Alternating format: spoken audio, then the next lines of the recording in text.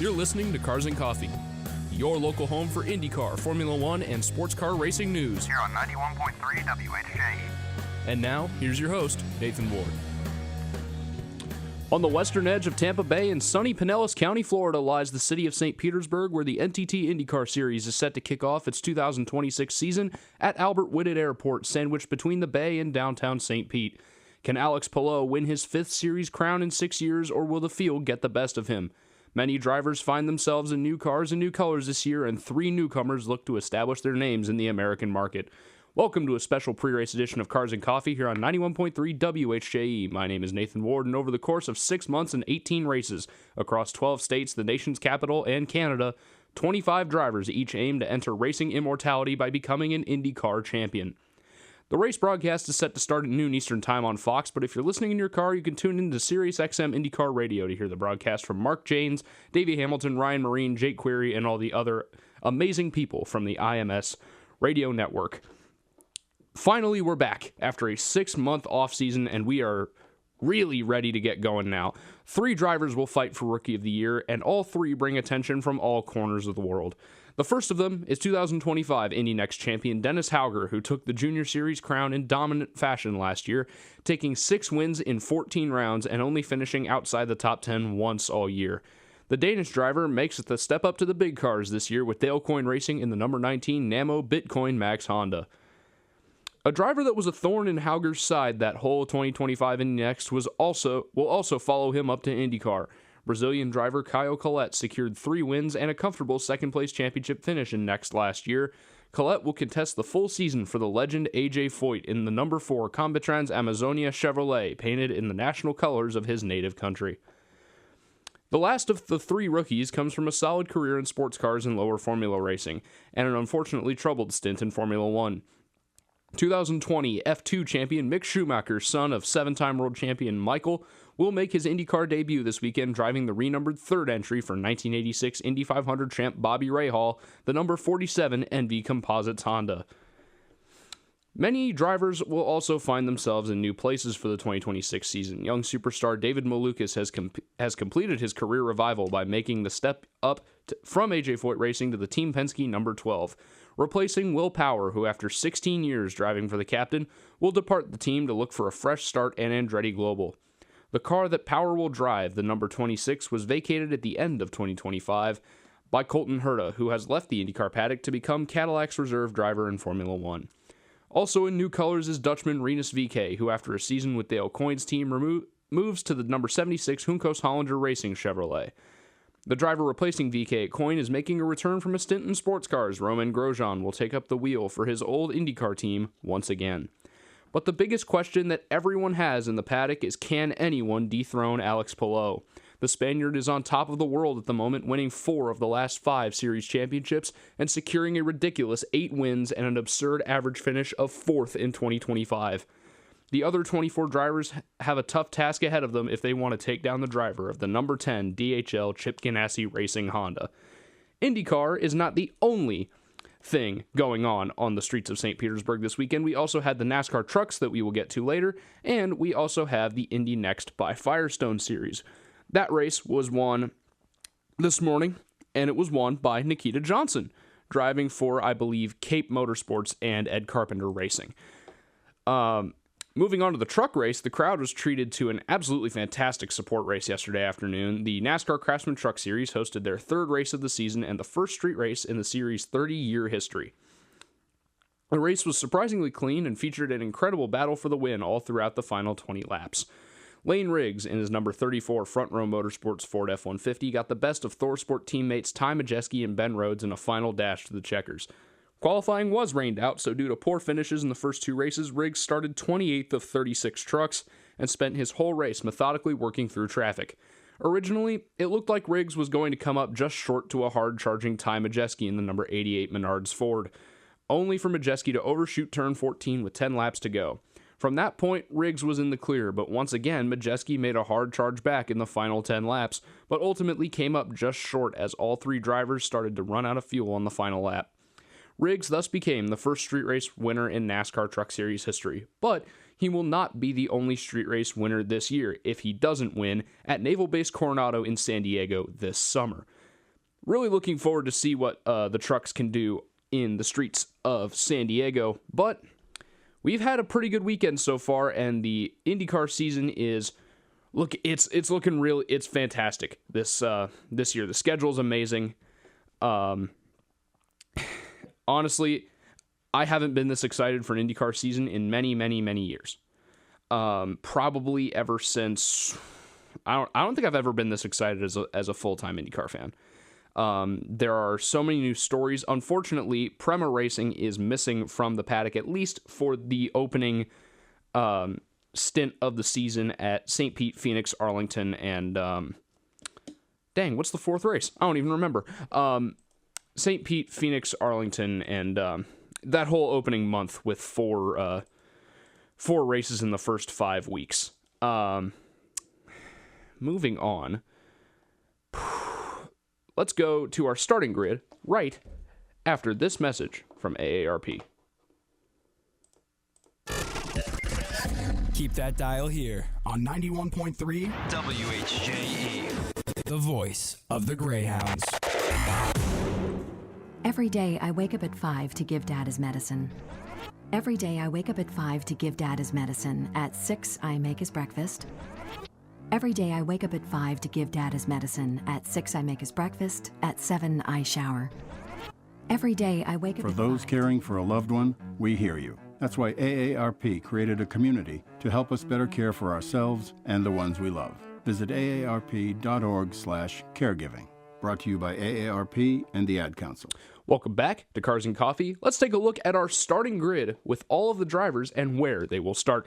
On row 1, pole sitter Scott McLaughlin will start alongside the number 28 of Marcus Ericsson. Dennis Hauger surprised the entire field yesterday in qualifying by taking third place in his first Fast 6 appearance, dethroning the fourth place qualifier, reigning champion and Indy 500 winner Alex Palou. David Malukas will start fifth in his first race for Team Penske, and Romain Grosjean makes it a double Dale Coyne appearance in the Fast 6 in sixth place. Marcus Armstrong will start seventh alongside Pato O'Ward. Louis Foster will start ninth for Rahal Letterman Lanigan Racing alongside the number 8 Chip Ganassi car of Kiffin Simpson. Felix Rosenquist finds himself just outside the top 10 in 11th place in his Meyer-Shank Honda, alongside Christian Lundgaard. Will Power and Christian Rasmussen line up 13th and 14th. Rasmussen both had issues in practice and qualifying. Scott Dixon was another car that had an issue in practice. He will line up 16th. Santino Ferrucci and Graham Rahal are 17th and 18th. Rinus VK will line up 19th in his first race for Juncos, right alongside his teammate Stingray Robb. Mick Schumacher will be 21st in his first IndyCar event. Nolan Siegel, who may be on the hot seat as the season goes on for Arrow McLaren, will line up 22nd. Joseph Newgarden, a two-time winner on the streets of St. Petersburg, will start all the way back in 23rd, alongside the last of the three rookies, Kyle Collette, and alone on the back row is the number 20 Ed Carpenter Racing Chevy of Alexander Rossi. It's going to be exciting today. The main storyline is the fact that IndyCar has changed the rules regarding the alternate tire compounds for, I believe, just the street course races. You have to run 2 sets of Firestone alternate tires in the race. So, the way IndyCar measures these tire stints is you have to run 2 laps. I don't believe they're green flag laps. They might be. You have to run 2 laps at IndyCar's discretion, either at green flag or yellow flag speeds on a set of tires for it to count towards your total. And last year, it was just you have to run 1 set of each tire. And a lot of people, especially at tracks where the alternate tires would fall apart within a few laps, tried to wait for a yellow, pit, run around under yellow on the alternate tires so you don't smoke your tires, and then go back to the harder, longer-lasting primary tires for the next green flag run, which is smart, but IndyCar has put a stop to it. You have to run the alternates 2 times. You have to run 2 separate sets alongside your 1 set of primary tires, which I think makes sense, and I think it'll balance the field and create more, it will create a more fair balance between these 2 tire sets. So, if we move on here, to, oh my word, it won't work. We already talked about the trucks. We already talked about the starting grid. I have 4 drivers who I think are going to be really interesting watches today. And the top one's Dennis Hauger. Out-qualifying the 4-time defending series champ on debut is a monumental achievement for Dennis Hauger, who, along with Romain Grosjean, are in the best position to win for Dale Coyne since Toronto last year when Rinus VeeKay finished second on a savvy pit call. Hauger has so much potential as a driver. I really didn't expect much from him, not because of what I thought of him as a driver, but because I didn't really think that Dale Coyne was going to make such a big leap in performance from year to year. This is the car that missed the 2025 Indy 500 in the hands of Jacob Abel, only renumbered. I did not expect... I did know that Coyne was going to have a technical alliance with Andretti Global, but in the era where cars are so uniform and identical, I didn't really know if that was going to really move the needle much for this team. But it has been a wonderful week so far for the 2 Dale Coyne cars, the 18 and 19. And Dennis Hauger, it's very reminiscent. This weekend for him is very reminiscent of Felix Rosenqvist's first weekend here at St. Pete in IndyCar in 2019, where he probably could have won the race. This track is this track has a history of rookies doing very well here. Robert Wickens almost won in 2018. Felix Rosenqvist had a shot to win in 2019. Hauger now, he's in a very good position, and I have no doubt that if he can keep the car in one piece, he can challenge for the win on debut. I don't think anyone would have said that, heck, probably even a week ago, that a Dale Coyne car with a rookie could challenge for the win on debut, but Dennis Hauger laid down an absolutely incredible lap in Fast 6 qualifying along with his teammate Romain Grosjean. So, it's a real possibility that we may see the 2 crypto cars fighting for the win. The second driver I have on my who to watch list is a bit of an interesting one. Joseph Newgarden, yeah, he starts 23rd, but he's won the race twice and has 3 additional podium finishes at the track.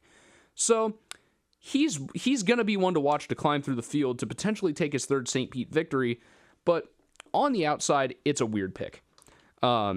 Especially for me, where I really try to be safe with making picks usually, but on the ovals for sure, you can never doubt Joseph Newgarden unless his car isn't on the track. But this is the road course where he seems to do the best. Of course, he won here in 2024, but that was rescinded after push to pass gate. So technically, he has 3 on-track wins here, although the 3rd one is quite dubious. But Joseph Newgarden's always been a factor at St. Pete. Even in the races that he hasn't won or hasn't even finished on the podium, there was one year where I believe he was taken out. But this is his track. This is an absolutely fantastic place for Joseph Newgarden. He has a lot of positive memories here, and this is a track where you can never count him out. So even though he starts 23rd, you might want to watch him potentially carve through the field in about an hour's time. Alex Palou, if I learned anything last year as a follower of IndyCar, it was never to count Alex Palou out of any race unless his car wasn't on the track. He kicked off his historic championship season with a win here last year, and he has the best odds to do it again here in 2026. I don't think it is super well known how absolutely insane Alex Palou's season was last year. To the average person, yeah, he won a lot of races, but I don't know if the average person knows how hard it is to win an IndyCar race. I certainly don't, and I certainly could never do it. But to win 8 of them in 1 year, including the biggest race in the world, the Indy 500, and to never, he only DNF'd 1 race.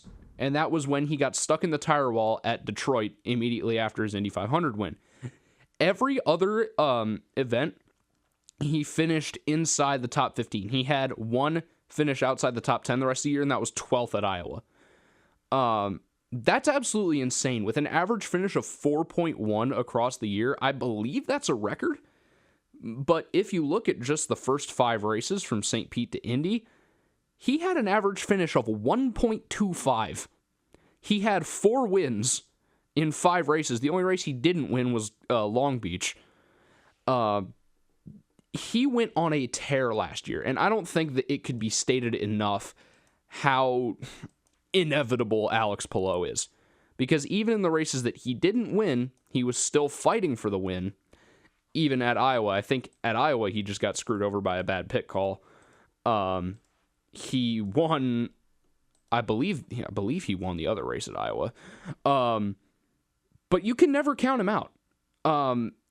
I would not be surprised if he runs, there's really no major change to the car. I would not be surprised if he runs 2025 back. I would not be surprised at all if he rattles off 6 or 7 or 8 wins and wins the title before the end of the year again.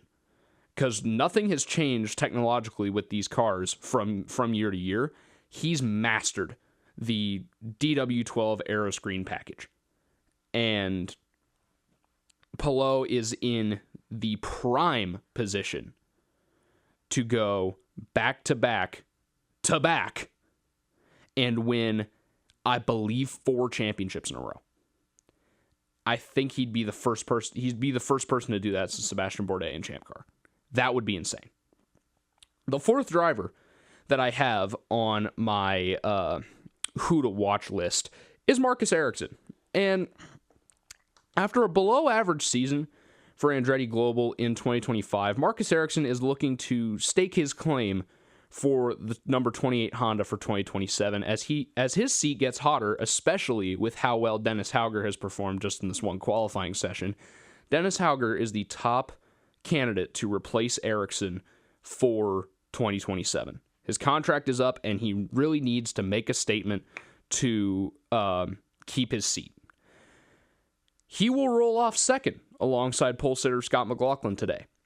I think this is the prime position for him to stake his claim to the number 28 Andretti car for the next couple years and keep Dennis Hauger at coin for the next couple years, which I think that would be beneficial for everyone. If Ericsson has a good season, it'll be good for him, it'll be good for Andretti, but it will also be good for Hauger and for Dale Coyne, because Hauger will get a few, maybe another year or two to develop at Coyne, where maybe the expectations are lower, and Coyne has a good driver that can keep the car in one piece and deliver good results for the team and keep them in the leader's circle battle, because that is Dale Coyne's bottom line, at least for this season, where he has all the funding. He just needs good drives from his 2 really good drivers to lock up those payouts at the end of the year for the top 22 cars. Honestly, there's a lot to look forward to here. I could probably come up with a storyline for everybody in the field at this point. But the most interesting storyline is the fact that Prema Racing is not on the grid. There are not 27 cars in the field for St. Pete. There are 25. Robert Schwartzman and Callum Ilott are absent in the 2 Prema cars. The team has encountered funding issues over the summer. They have not been able to find sponsors. They will miss at least the opening 4 rounds of the season, which that doesn't surprise me. They were on the fritz a little bit before the end of the year anyway. Schwartzman just barely lost Rookie of the Year to Louis Foster. So he didn't get the Rookie of the Year payout. That could have helped the team a lot. You have the ownership, the founding family of Prema leaving, which I talked about a few weeks ago. That team, I would not be surprised if it shows up later in the year, at least with one car. Callum Ilott said that he plans to be at least in a few races this year. He said that on Twitter. I'm not sure how close he's actually how close he's going to be to accomplishing that goal. But Callum Ilott says he will most likely be back in the series at some point this year. according to his Twitter account. And Robert Schwartzman apparently is making music. He wrote a song over the offseason.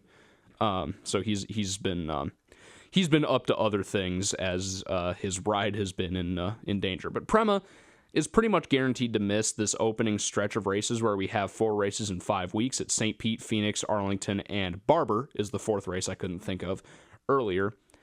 But there is still a possibility for Prema to show up at the biggest race of the year, the Indy 500. If they can get a part-time schedule together, I would not be surprised if they choose to run a Indy 500 only and then a couple other races, but prioritize the 500 over running the rest of the season, because Robert Schwartzman is last year's Indy 500 pole winner. They can use him for publicity, and it's more likely for them that they can land sponsors for the 500 and not any other race. So I would not be surprised to see Prema appear at the Indy 500 at least. But the other headline is the fact that Racer.com published the first look at how the 2026 Indy 500 field is shaking up. The current count is 30 cars, the 25 full-time cars, 2 cars from Dry and Reinbold Racing, a 4th car from Arrow McLaren, and a 3rd entry for Elio Castroneves and Meyershank Racing. Now, it is not confirmed, but it is a pretty safe bet to expand the 30-car entry list to 31 cars with the 4th Rahal Letterman Lanigan car, because Takuma Sato is expected to be back in the number 75 Amada Honda. Getting to 32 cars is a bit less clear, but it is expected to happen with Andretti Global's 4th car, which is the car that Marco Andretti had piloted prior to his recent retirement. But Colton Herta, who is driving a full Formula 2 schedule, has been rumored to take that seat.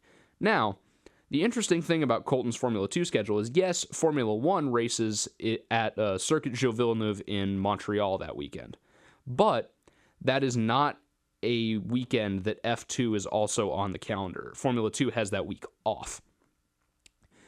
The main belief, the prevailing theory is that Colton Herta will take the number 98, I assume they won't renumber it, for one weekend, or for at least the Indy 500. The thing is, I believe F2 has another conflict within the month of May. I'm not sure if it's the Indy Grand Prix weekend or qualifying weekend, but Colton Herta may have to skip an F2 race to run the Indy 500 still. To qualify the car, they might be at Imola that weekend, I'm not sure. But there is a race somewhere around Indy Grand Prix weekend or around qualifying weekend. In the past, Andretti Global has fielded a 4th car, and there's a high probability of it happening again, according to team principal Ron Ruzewski. From there, getting to 33 is going to become a bit harder. Prema is the first option. You have the 2 cars, you've Eilot and Schwartzman. If they do show up at Long Beach and say that they'll run the rest of this, if they make it to Long Beach, I won't be surprised if they make it to the 500.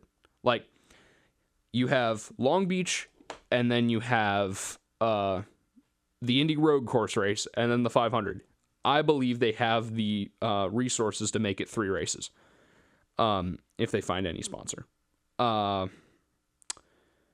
Prema, 1 Prema car would get them up to 33. 2 Prema cars would get them up to 34. So we are where we were at last year, where we have 1 car going home. If Prema is not going to be able to field a car or 2 for the 500, 2-car teams like AJ Foyt, Juncos Hollinger, those guys have told Racer.com and other members of the media that they are willing to put a 3rd car in the field to ensure that the Indy 500 has a complete grid. Other drivers that are floating around but don't have guaranteed rides, mostly because of engine leases, are Catherine Legg, Stefan Wilson, Devlin DeFrancesco, and Jacob Abel.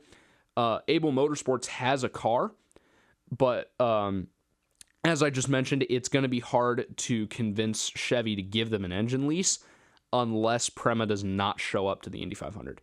Because no shade at Abel, but they were a back third of the field car at their single Indy 500 appearance in 2023. They qualified 29th and finished 31st or something like that with RC Enerson. I think if Prema is going, Chevy would rather give that engine lease to Prema than they would give to Abel.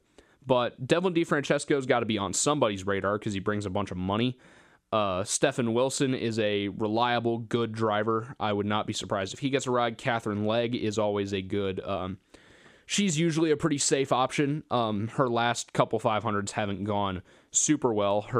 She had a weird incident getting out of her pit stall in 2023 that took her out when she was driving for Rahal. And then there was 2024 where her engine blew up. So really... you could maybe say that the 2023 incident was her fault, but not really. But those are our storylines. We are at 30, maybe 31 cars for the Indy 500.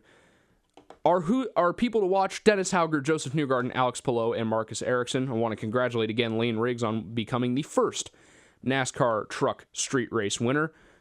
It is 11:57 a.m. here in the Eastern time zone. With the race about to start, we will conclude our special pre-race edition of Cars and Coffee here on 91.3 WHJE.